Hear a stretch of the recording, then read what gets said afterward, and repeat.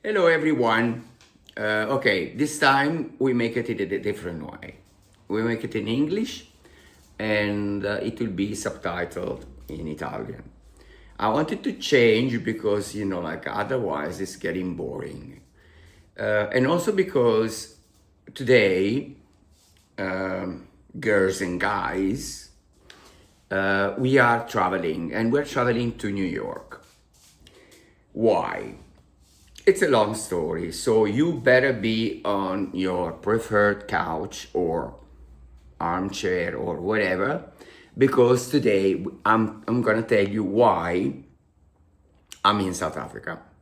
So probably you will be interested, probably not.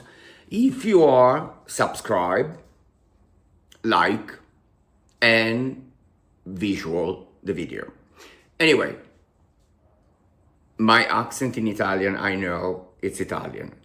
Maybe next episode is gonna be in French. Maybe next episode is gonna be Spanish. Maybe next episode is gonna be in Arabic. I speak 5 languages. So what I created myself is, let's say, a universal language, European slash Arabesque, let's say. Anyway, so I was working in Libya. I left Best Tours, but I was with Best Tours because Magic Libya, by then in Libya, in Tripoli, was the DMC, which is the ground handler of Best Tours Milano. So I left Milano, Best Tours, and I joined Magic Libya, owned by Samer. I don't say the family name because he doesn't care. The most dapper, sexy, elegant, classic man I ever met from Syria. Beyond the beautiful family, living in Brussels, grown up in Paris. I mean, I can stay here talking about summer forever, but I don't because of privacy. Anyway, so I was on a trip in Tripoli, in Libya, with Best Tours, with a group, and I was contacted by Samer because he wanted me to go to work in Magic Libya. So that's what I was offered. And think wise. Okay, let's do it. What happened was we were at the Corinthia Hotel in Tripoli. Was the best one, the best hotel ever. We are talking about 2009, end of 2008-9, because I was still living in Cairo, already working for Magic Libya. I know I'm taking you to a tumbleweed situation, but follow me and then you will understand because everything will be connected. So I met him at the Corinthia. I made the interview in 5 languages because he is, like me, speaking 5 languages, including Italian. And then he actually took me out of Best Tours and took me with him. I go to work in Tripoli. That was 2009 from Cairo. 9, 10, 11, what happened in 11? The revolution of the Green Square. Muammar Gaddafi was kicked out and killed. And I feel sorry until now for that. Because the Cyrenaic, the Benghazi region, was against the Tripolitane. In a way, there was 2 regions. It's like north of Milan against south of Milan of Italy. North of Italy against south of Italy. North of France south of France, north of Spain, south of Spain. I'm telling you, it's all the world is the same. So there's no continents, there is no states, there's no country. When the north is against the south, it's like that. Anyway, that's for me, actually. Otherwise, write down here what your opinion is. Anyway, to cut it short, 2011 starts the Green Square revolution against Muammar Gaddafi. Remember, the Spring Revolution started in Tunisia with Ben Ali, continued in Egypt with Hosni Mubarak, and then it went to Syria against Assad. So we are talking about something like is it's like a game, it's a play game, you know. When it happened, when it came to Libya, what happened was the ambassador, not the ambassador, the vice ambassador, a friend of mine, that I love him so much, but I cannot mention the name for privacy, called me and told me, like, Marco, take some trousers and t-shirt and stuff and go back to Milan, because there is the last Alitalia flight, take you back, and but don't worry, because behind this there is Gaddafi himself, so the revolution will finish. So that's what I did from Tripoli. By then I was dating a friend of mine that now is a big friend of mine, Malek. I don't mention the family name. So I left Tripoli in tears because I was happy in Libya. I was absolutely happy in Tripoli. But anyway, so I went back to Milan and I stayed at my mother. Thanks God I had a mother with a house, because otherwise I was with a trolley. I was just with a trolley with a couple of jeans and 2 t-shirts and stuff like that, and I didn't have anything else, because my friend told me from the embassy and the consul told me, like, don't worry because he is behind. Okay. And then you all know what happened. Nothing was behind. Muammar Gaddafi was killed by I cannot say the name, but anyway, he was killed by a guy of 18 years old after weeks and weeks and weeks of searching him. And then you know all the story, otherwise Google it. So I was in Milan without job. I lost the job, I lost the car, I lost my apartment. My apartment was almost bombed if I didn't have Malek, who went and traced my stuff. I think the building is still up, but anyway, I didn't have the access of the apartment. So I said, you know what? Jobless in Milan, I go to New York. That's it. In New York, there was Khaled K. I'm not mentioning the family name for privacy. And I will keep on repeating this because I don't like to expose certain details. But anyway, so I went to New York, Manhattan Village. I left Milan and I went to live with Khaled. Khaled was the most charming and amazing friend that I had in my life. He's no longer with us for other reason that I don't tell you. So I went to the village and he was living in Bleecker Street. Bleecker Street in the village is the most important street of the village after Christopher Street.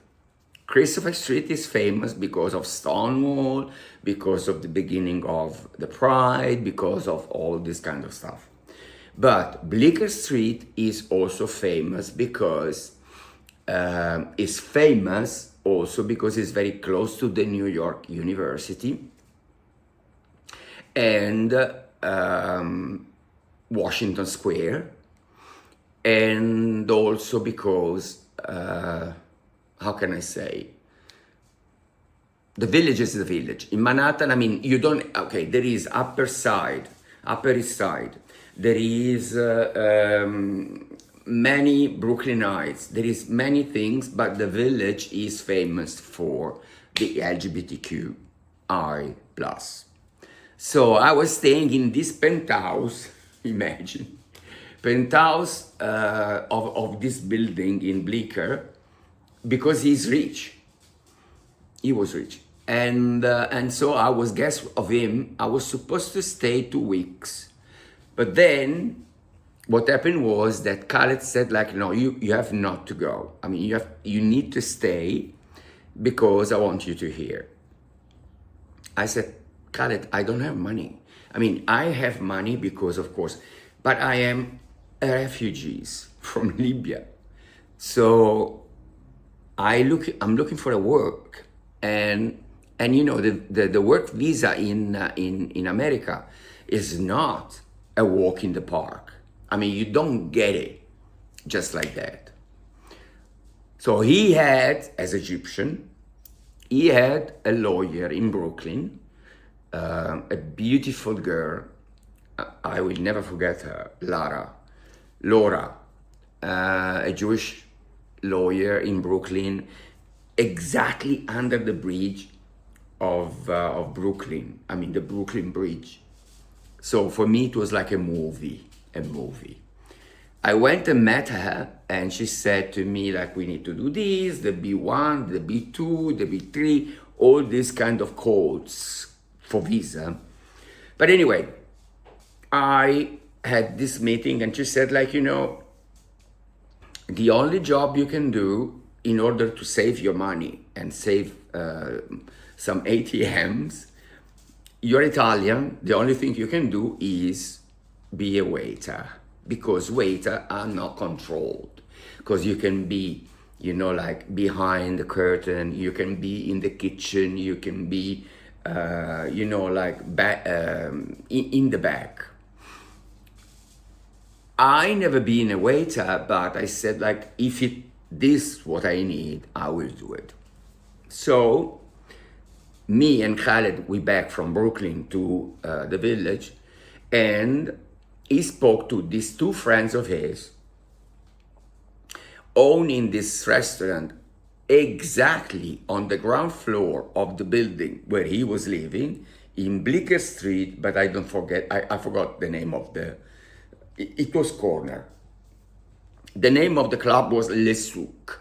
Le Souk, souk means like market, like market, souk, which is like a Moroccan word. But the owner, two brothers, Tarek and Mohammed, Egyptian, when I went to do the interview the same day, when they saw a 45 years old man, Italian,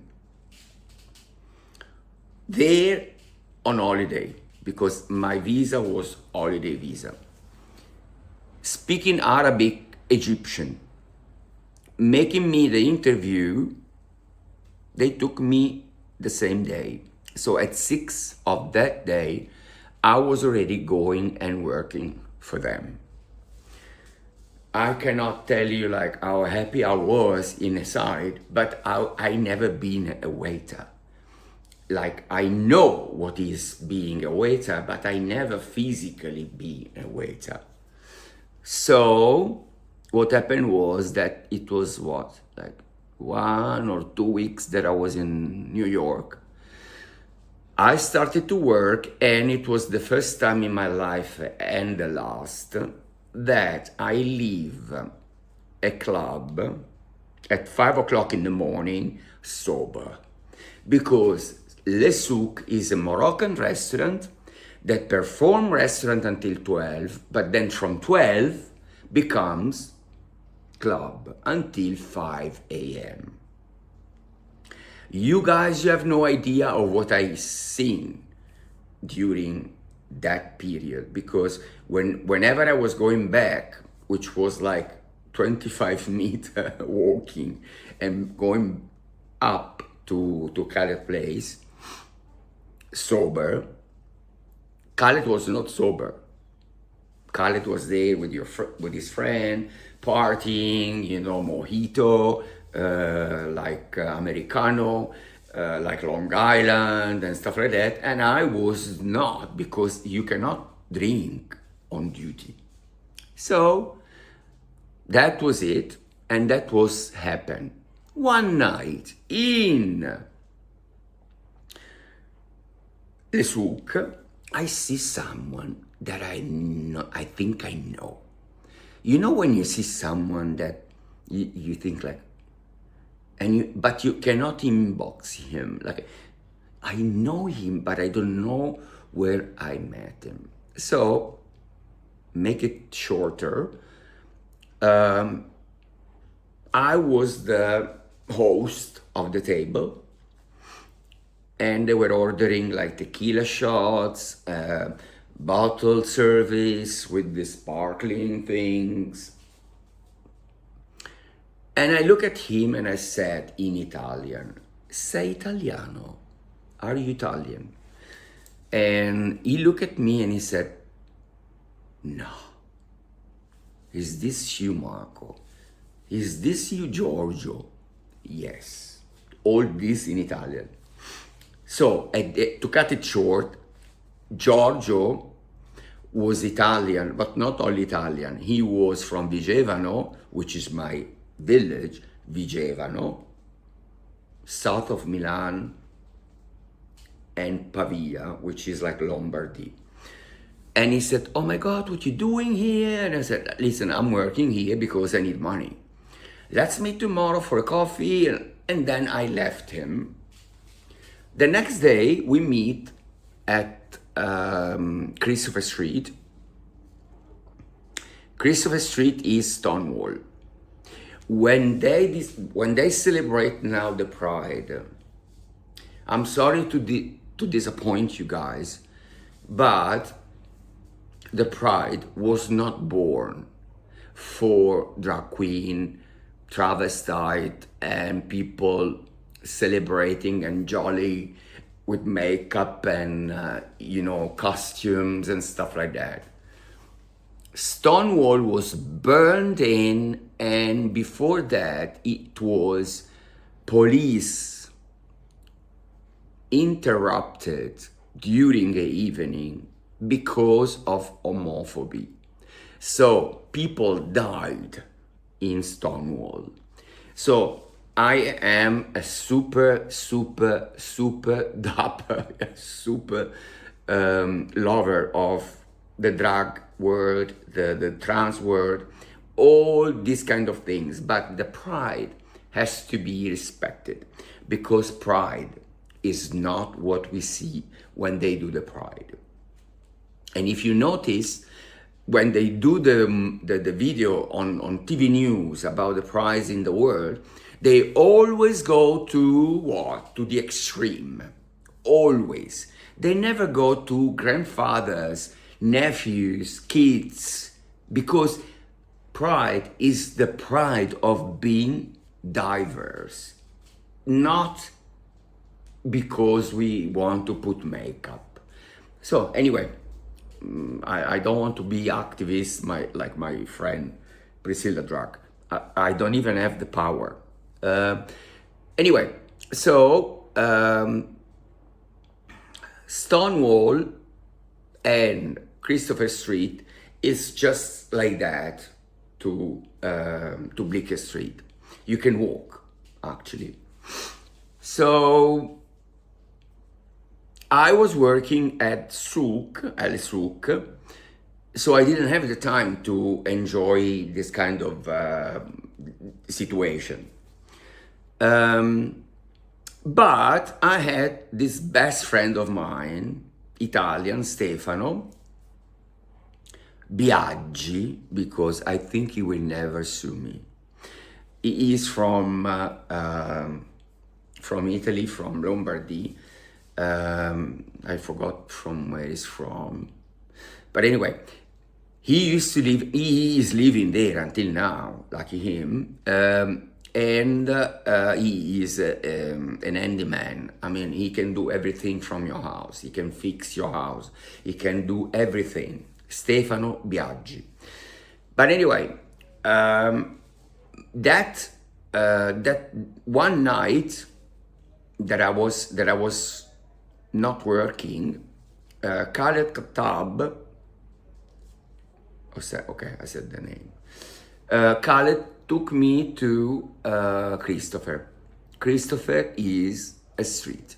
It's beautiful. It's amazing. It's full of clubs, bars. Is beside the Stonewall. Is just amazing to be there, because Christopher Street, if I'm not wrong, takes you to the former place where there was the famous 1980s docks, where HIV was born. That's what the history say. I don't know, because I'm not a professor, I'm not a doctor and nothing. What I'm saying is just, he took me there. So we visit all these places, and they were amazing. They were amazing because I was really planning to stay. Giorgio, the next day, we meet and he says, you know, Marco, it's not easy to get the B2, B3. So I don't remember the name of the visa. Why don't you think about South Africa? I said, what? South what? Yeah, I have a friend of mine, which actually is my webmaster of the agency, travel agency in Milan. She's our webmaster. The husband owns a guest house in Camps Bay. I think you are cut it exactly for that, because you are perfectionist. I said, okay. By then I was dating someone in New York, and I was very happy to date. But I had to look at myself, and I said, my visa will stop, because I arrived on the 11th of March. The revolution was 11th of February. I arrived on the 11th of March, and then +3, I was almost around my birthday. So I said, okay, I spoke to Le Souk, to the owner. I said, okay, let me go to Italy, get ready with the visa, get ready with all the paper, and then I come back. And also to the person that I was in relationship, I said, I will come back. But you know when you say like, I will come back and then it's not gonna happen. That's it. I left New York, and I tell you, like, I swear, New York for me with Cairo is one of the top country city that I love. I love Cape Town. Of course I love Cape Town. But New York and Cairo are connected to the best time of my life. Anyway, no nostalgia, because we are energetic. Anyway, back to Italy. I meet the person knowing Giorgio, and we have this meeting, and They said like, no, for us you are too expensive because you speak 5 languages, you have been living in 26 countries, and la la la, your experience, and you are 45. And I said like, why don't you give me the chance? I mean, and then you decide. Give me a probation, 2-3 months, and then you decide. I mean, it's not that I want to be hired by you, just give me the chance. So that what happened. 30th of September, Emirates, Dubai, Milan, Dubai, Cape Town, and going to the hotel. I'm not gonna say the name of the hotel because, just because. Anyway, 5 stars, 7 rooms, beautiful place, beautiful team, beautiful management, everything. But then on the 1st of October 2011, I landed in Cape Town. And here I am after 13 years. I wish you, and I hope you come to Cape Town. Cape Town is beautiful, it's majestic, it's beautiful. It's one of the most beautiful country I ever seen in my life. Cape Town, not Joburg. I never been to Pretoria, but I promise you, I've been to all the safari lodge in South Africa, including Kruger. It's not amazing, it's beyond amazing. I mean, if you want to see the big 5, one is that. Hope is no longer with us. Hope was born in Namibia. Her mother died when she was 14 years old. And of course, at 14, you are not milked. I mean, you are not alimented by the milk of the mother because the mother is dead. So she was rescued by rangers and she was put in an orphanage in Namibia, in Windhoek. My friend, German, Silke, I don't say the name, the family name, but she's German. She knew my love for rhinos. So she contacted me and she said, there is a friend of mine, Ingo, that I don't say. Ingo is in Windhoek and he has a beautiful 5 stars resort. But he also has an orphanage for rhinos. Immediately I started to connect with Ingo and I started to adopt Hope. Hope for me is what can be for you, at least, like a pet. Because I met her that she was 95 kilo and she had 14 days. Then, of course, that was the first time. By then, I start playing with him in the boma. Boma is like a hole of mud, water and mud, where you play and joke. But she didn't have yet the horn, and you have to understand that rhino are not carnivore. They are vegetarian. They don't have teeth. They only are 2 and 2. So, because they eat only grass. So that's why the ranger made me play with her. The second time in Namibia I went, she was already 750 kilo and she already had a little bit of horn. The ranger, Laura, she let me play with her again, but she said like, take care, Marco, because she can hurt you. Not because she wants to hurt you, just because she is heavy. The third time I went, I could not go in because she was already 1.5 tons. And Laura told me, like, Marco, she will smell you, because I could still put my hand in her mouth.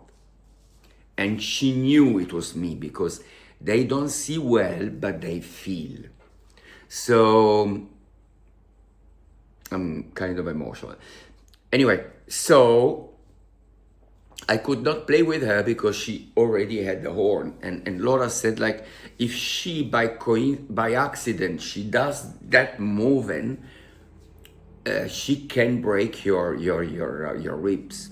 So, but not because she doesn't like you, because she is big. So to cut it short, after that was 1.5 years after, and to cut it short, she passed away because she didn't have all the protection of the mother milk. So she was grown up with the milk chemical. And when she was freed in the wild, it was in Namibia, and that winter was very cold, and it was -2. So she died of pneumonia. When Ingo called me and said, your baby's dead, I can promise you I was absolutely destroyed. I still, by the way, maintain and sponsor all the orphanages of Rhino, because they are in danger. They are sweet animal. Imagine this eating grass. So, okay, lions, okay, tigers, okay, cheetahs, but imagine.